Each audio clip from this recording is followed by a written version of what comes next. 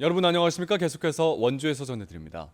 원주를 비롯한 영서 지역은 하루 종일 흐린 가운데 덥겠습니다.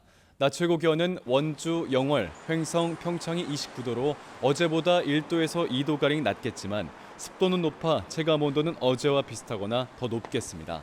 영월을 비롯해 낮 한때 소나기가 내리는 곳도 있을 것으로 전망되는 가운데 예상 강우량은 5에서 20mm입니다.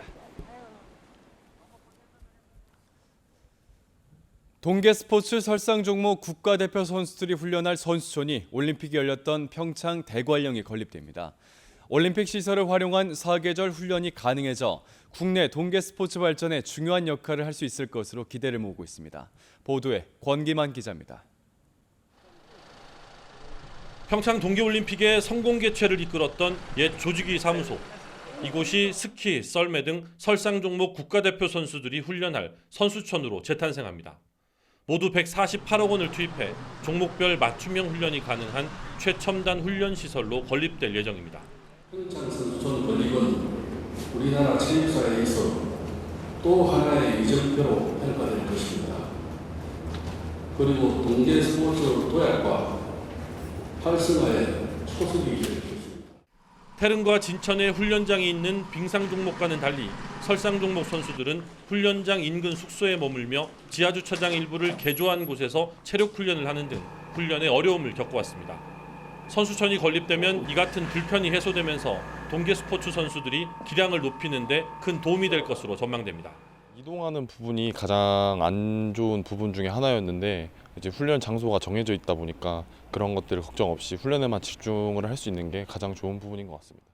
평창군은 선수촌이 동계 스포츠의 중심지, 올림픽 개최 도시로서의 위상을 한층 높이고 평창 동계올림픽 유산 사업에도 중요한 역할을 할 것으로 기대하고 있습니다.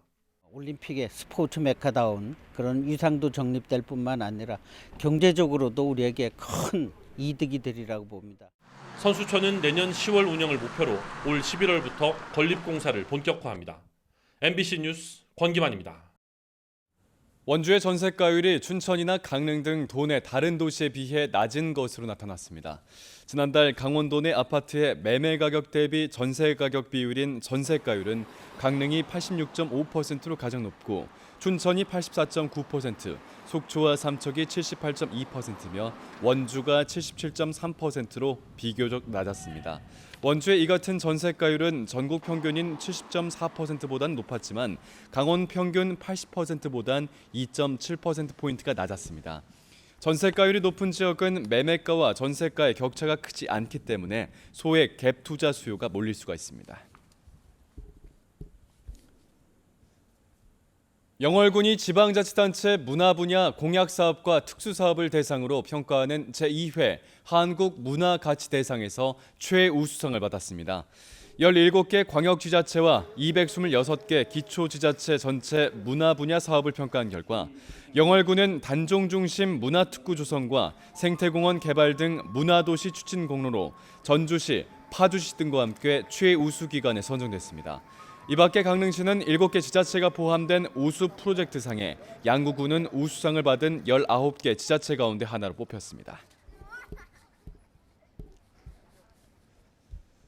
도로교통공단이 이달부터 모바일 운전면허 확인 서비스를 도입합니다.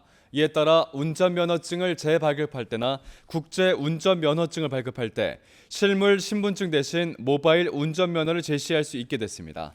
서비스를 이용하려면 이동통신사 인증 앱 패스를 받아 면허증을 업로드하면 됩니다. 공공기관에서 모바일 신분증을 업무에 활용하는 것은 이번이 처음입니다. 횡성군이 상반기 신속집행평가에서 강원도 최우수시군에 선정돼 재정 인센티브를 받게 됐습니다. 횡성군은 상반기 신속집행 목표액의 104.8%인 1,674억 원을 소비 투자 목표액의 115.6%인 1,467억 원을 집행해 3년 연속 신속집행 우수기관으로서 선정됐습니다. 올해 지급되는 3억 원을 포함해 총 8억 원의 재정 인센티브를 확보했습니다. 건강보험공단이 감비아의 건강보험제도 도입 준비 과정에 참여합니다.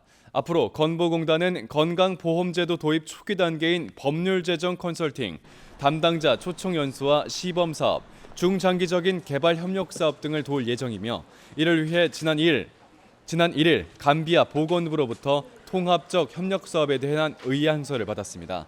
또 이 과정에서 한국의 코로나19 대응 경험도 공유하는 등 구체적인 협력을 추진하겠다는 계획입니다. 뉴스를 마칩니다. 고맙습니다.